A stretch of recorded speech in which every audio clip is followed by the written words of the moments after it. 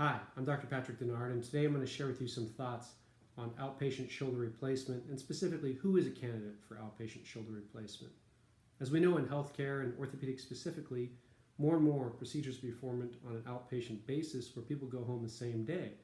The advantage here is you have a lower risk of complication being in the hospital. You get to recover in the comfort of your own home.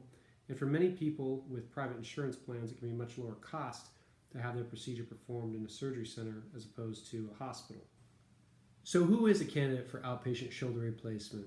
Well, in my practice, 80% of the people are able to go home the same day from a shoulder replacement. And we use three main factors that are based on published guidelines for outpatient shoulder replacement. Number one is age.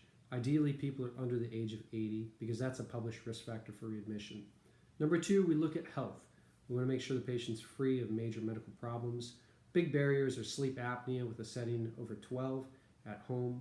Also, a history of strong cardiac disease would be a barrier to outpatient shoulder replacement.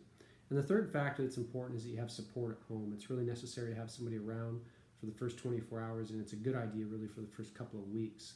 But if you are a candidate for shoulder replacement on an outpatient basis, I think there's a lot of benefit. You get to recover at home, and in particular, it can be lower cost for people who are having high deductibles and whatnot in the current insurance environment. So for more information, check out our website or check out my blog on this topic, and I'm happy to answer questions at any time. Thank you.